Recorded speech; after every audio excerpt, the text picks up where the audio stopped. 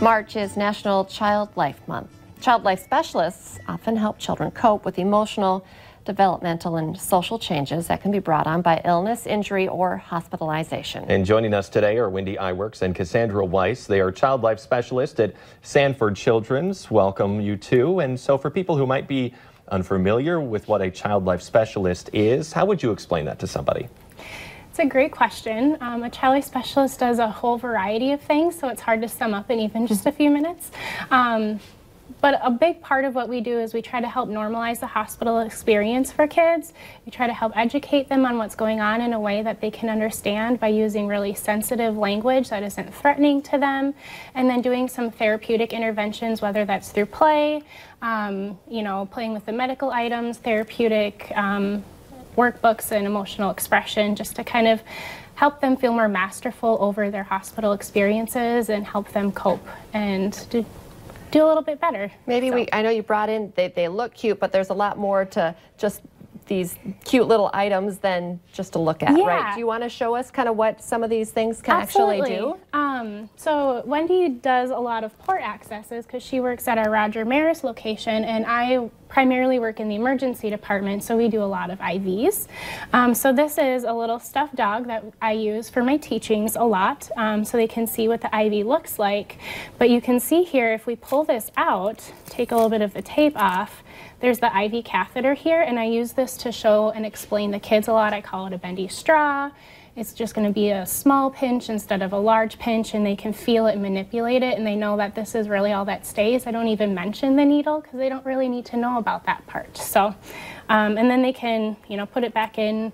If I have time, I can do a little bit of needle play with them, and they can do their own stuffed animal put an IV in it and take it home with them too. So. And so, Wendy, what are you then explaining on that duck over there? Well, this duck has a portacath. I primarily work in our Roger Maris Pediatric Cancer Center, and so with our kids who have ports to receive their infusions or their chemotherapy, I'll go through each step that they have when they're getting their port accessed.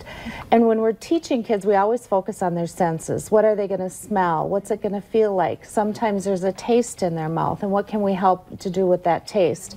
We let kids do everything. I'm letting kids access their own port, or the doll's port, all the time. They can imagine they're pulling back blood or giving the infusion that they might need. So it really helps kids work through those misconceptions they have about what's going on with their illness. We also do a lot of play with siblings as well to help them understand and cope with what's going on. I would imagine it also helps the parents, because when the kid gets nervous and scared, then the mom and dad gets nervous too. Absolutely. So kind of as we're going through this process, a step that I like to take immediately afterwards is talking with the parents about, now we know about what this procedure is going to be like, how do you think we can help your child cope? And if the child's old enough, we're also asking them those questions too. So we're developing a coping plan with them as well, so we can support them during the actual procedure, providing that narration and distraction or whatever else it might be that will help them cope through it. And you also brought some books. Are those some of the things that you'll show the kids too, or that they'll work with? Yes. Kids have a hard time verbally expressing how they feel, and so we use these workbooks, and this is when someone has a serious illness, and it helps them go through and identify their feelings and draw how they're feeling and how they're coping with things. And we also use when something terrible happens, and that one we might be using now if we have some issues with flooding.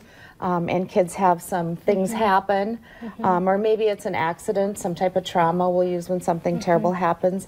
And Cassie and I, the reality of our work, because we work in the adult units with parents, children whose parents or grandparents have a serious illness, we often help kids deal with death and understand death. And parents a lot of times want to protect their kids from something, but when kids don't get information, then they fill in the blanks themselves with a lot of misinformation. So we talk a lot about death and dying with kids too, and that's part of their world.